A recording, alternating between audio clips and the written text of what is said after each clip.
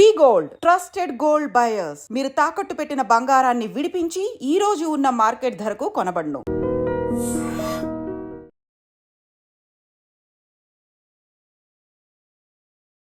నమస్కారం, welcome to iDream. నేను మీ ఝాన్సీ. Belly fat. ఈ బెల్లీ ఫ్యాట్ తగ్గించుకోవడానికి ప్రయత్నించిన వారు ఉండరు అంటే అతిశయోక్తి కాదండి.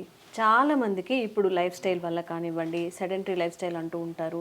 ఏ వ్యాయామం చేయలేకపోవడం వల్ల, హెరిడిటీ వల్ల కూడా బెల్లీ ఫ్యాట్ పెరిగిపోతుంది. అసలు మరి ఈ బెల్లీ ఫ్యాట్ ఎందుకు వస్తుంది, తగ్గించుకోవాలంటే ఏం చేయాలి, ఆయుర్వేదంగా ఏవైనా మందులు కానీ చిట్కాలు కానీ ఉన్నాయా, ఈ విషయాలను డిస్కస్ చేద్దాము.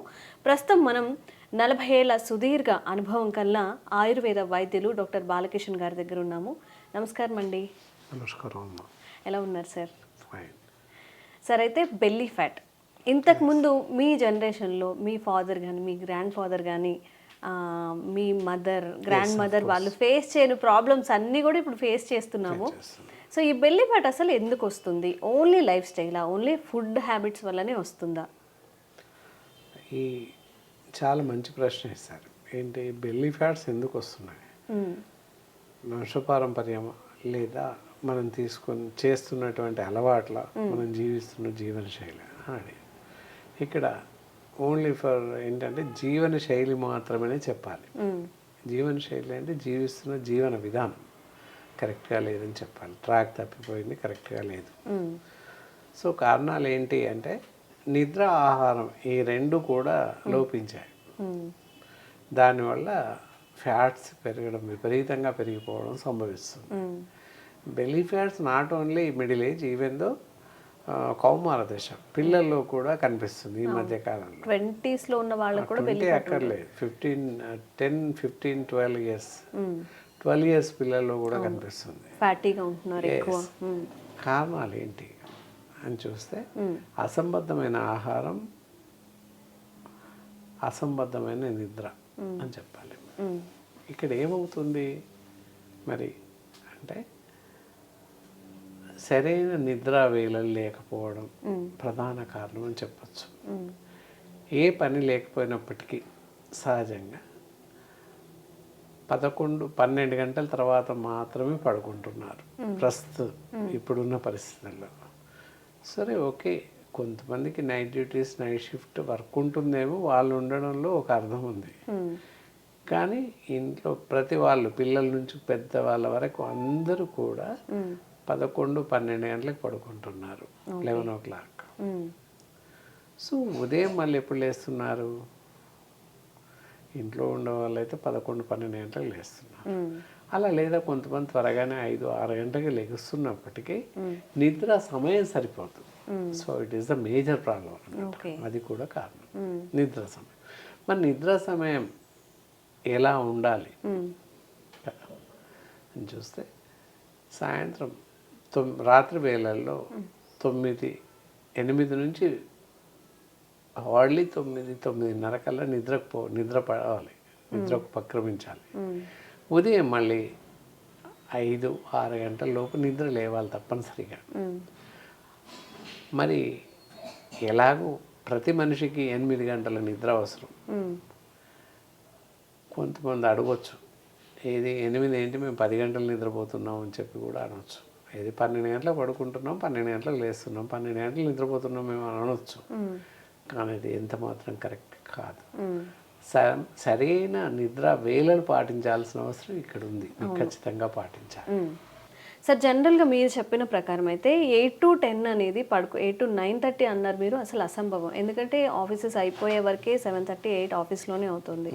చిన్నపిల్లలు కూడా స్కూల్ నుంచి వచ్చిన తర్వాత గేమ్స్ ఆడుకోవడం కానివ్వండి, టీవీ చూడడం కానివ్వండి, అల్లరి చేస్తూ ఉంటారు కానీ త్వరగా పడుకోరు. మరి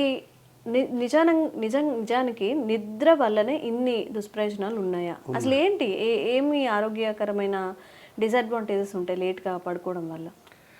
లేట్గా పడుకోవడం వల్ల మనం తీసుకున్న ఆహారం సరిగా జీర్ణం అవ్వదు, ఇండైజెషన్ కిందకి వెళ్ళిపోతుంది. సో ఇందాక మీరు అన్నట్టు కొంతమంది, మీరు 8 hours అన్నారు కదా, మేము 10 hours 12 hours పడుకుంటున్నాం కదా, 11 గంటలకు పడుకొని 11 గంటలకు లేగుస్తున్నాం అని చెప్తారు. ఎక్కువసేపు పడుకున్నాం. ఇంకే అలాగే మీరు కూడా అడగచ్చు, 12 గంటలు పట్టుకుంటున్నారు, 10 ఇంకేముంది 8 అవర్స్కి లేస్తారు, కొంతమంది లెక్క పెట్టుకొని 10ంటికి లేస్తారు, 8 గంటలు అవుద్ది కదా అని అనవచ్చు మీరు, ఎవరైనా అనవచ్చు. సో అక్కడ డిసడ్వాంటేజ్ ఉంది. ఎప్పుడైతే మనం ఆహారం తీసుకుంటామో ఆ ఆహారం డైజెషన్ అయిపోయిన తర్వాత, కంప్లీట్ డైజెషన్ అయిపోయిన తర్వాత శరీరం శక్తిని కోరుకుంటుంది తప్పకుండా. నియంత్రితంగా మనం పడుకున్నా, నిద్రలేసినా, ఎలా ఉన్నా శరీరం దాని పని చేస్తూ ఉంటుంది. ఓకే. మెదడు పనిచేస్తుంది, గుండె పనిచేస్తుంది, ఊపిరితిత్తులు పనిచేస్తాయి, శరీర భాగాలు అన్నీ పనిచేస్తాయి. ఫిజికల్గా యాక్టివేట్ అవ్వం, కానీ నిద్రలో కూడా అన్ని రకాల అవయవాలు పనిచేస్తూ ఉంటాయి. అప్పుడు లివరు, గుండె, మెదడు, హార్ట్ ఇవన్నీ పనిచేస్తుంటాయి. మరి అవన్నీ సమంగా పనిచేయాలంటే మంచి ఆరోగ్యకరమైన శక్తి, ఎనర్జీ కావాలి, ఆరోగ్యకరమైనది కావాలి. అది మరి ఆ ఎనర్జీ ఎక్కడి నుంచి వస్తుంది? మనం తీసుకున్న ఆహారం నుంచి వస్తుంది. ఆహారం తీసుకుంటాం కదా, ఇండైజెషన్ ఉన్నట్లయితే మంచి ఎనర్జీ వచ్చే అవకాశం లేదు. ఓకే. ఎప్పుడైతే మనం మంచి ఈజీ డైజెషన్ అవుతుందో, ఆ డైజెషన్ అయినటువంటి ఆహారం ఏదైతే ఉందో మనకి 5 o'clock 6 o'clockకి క్లోజ్ అవుతుంది, అయిపోతుంది, గేట్స్ క్లోజ్. అక్కడ ఆహారం ఉన్నప్పటికీ ఇట్ నాట్ రిలీజ్ అనమాట, రిలీజ్ అవ్వదు. మరి ఇలా శక్తి కావాలి కదా. ఏదైతే డైజెస్ట్ అయిందో విసర్జక పదార్థం, యూరినేషన్ కోసం వెళ్ళేది అవ్వచ్చు, లేదా faecal material like stool motions అవ్వచ్చు, ఆ జీర్ణం అయిన దాని పిప్పి నుండి మళ్ళీ రీగెయిన్ ద ఎనర్జీ, వాటి నుంచి మళ్ళీ రీగెయిన్ చేస్తూ ఉంటాయి. ఇక్కడ ఒక ఎగ్జాంపుల్ చెప్పాలి. టీ కొట్టు వాళ్ళు ఇప్పుడు తగ్గిందేమో తెలియసరికి చూడట్లేదు.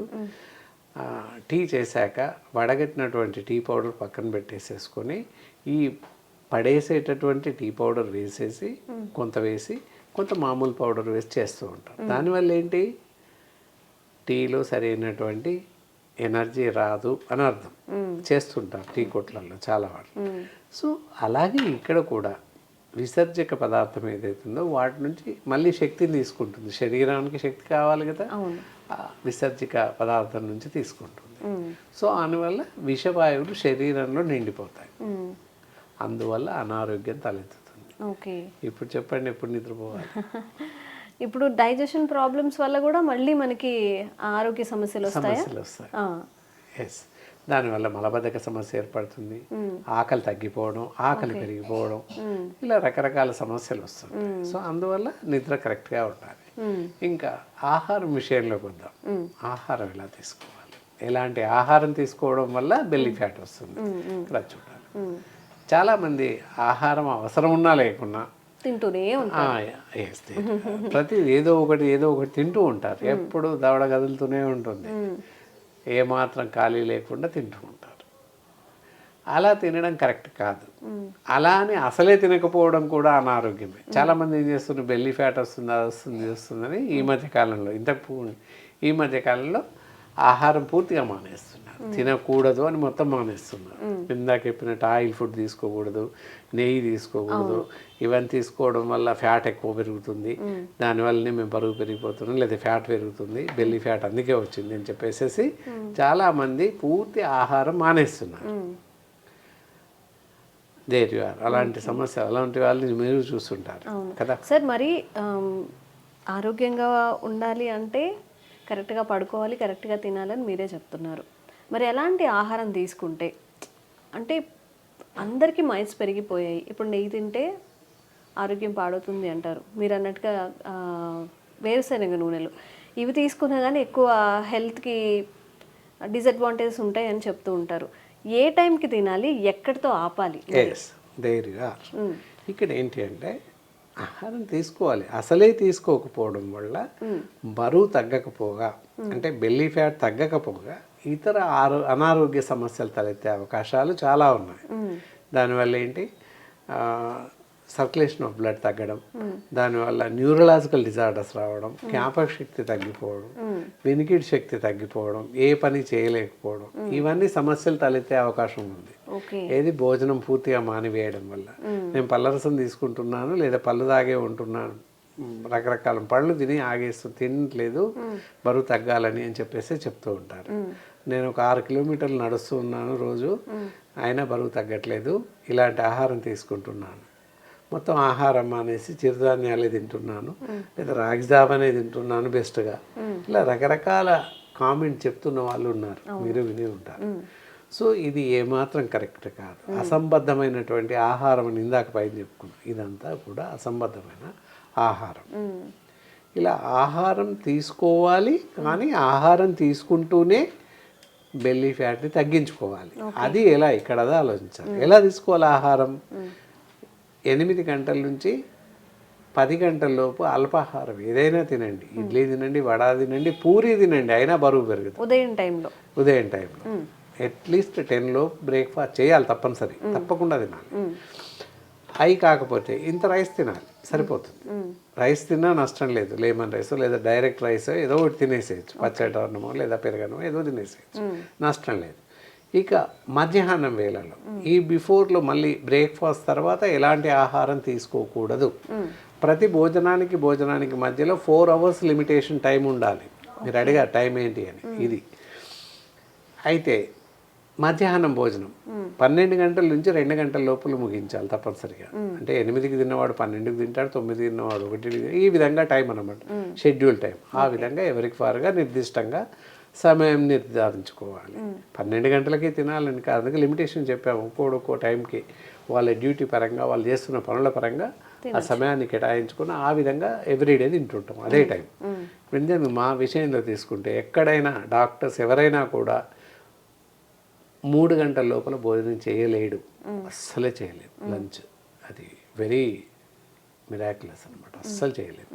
ఏ డాక్టర్ కూడా తినలేడు. నైట్ మళ్ళీ 10 o'clock 9:30 ప్రాంతంలో డిన్నర్ అవుతుంది. డిన్నర్కు ప్రాబ్లం, మధ్యాహ్నం భోజనం మాత్రం 3 గంటల లోపల అసలే చేయలేము. ఏ డాక్టర్ అయినా, నేను కాదు, ఏ డాక్టర్ అయినా మొత్తం ఆల్ ఓవర్ ద కంట్రీ ఇదే పరిస్థితి. సో ఆ టైం మాకు సెట్ అవుతుంది. 3 నుంచి 4 మధ్యలో తినేస్తాం అంతే. 2 నుంచి 4, 2 నుంచి 3 చెప్పాం కదా, 2 గంటల వరకు ముగించాను నేను. ఆ స్టేజ్లో మాది 3కే తింటుంటాం. అట్లా ఆ టైం చూడడం అంటే అది టైం అన్నమాట. 12కి తినాలి అని లేదు, ఇది లిమిటేషన్ టైమ్స్. ఆ టైం రోజు కరెక్ట్గా సెట్ చేసుకోవాలి. ఆ విధంగా తింటూ ఉండాలి. నైట్ డిన్నర్ ఎలా మళ్ళీ సాయంత్రం స్నాక్స్ తినొచ్చా తినకూడదా? తినవచ్చు నిరభ్యంతరంగా. పాలు తాగండి, కాఫీ తాగండి, టీ తాగండి, మీకు ఇష్టమైంది.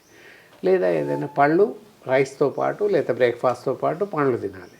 పళ్ళు ఓన్లీ సప్లిమెంట్ ఫుడ్ మాత్రమే, కంప్లీట్ ఫుడ్ కాదు. మనం తీసుకున్న ఆహారం త్వరగా జీర్ణం అవ్వడానికి పళ్ళు తినాలి, అంతే తప్ప పళ్ళు ఆహారం కాదు, ఎంత మాత్రం కాదు.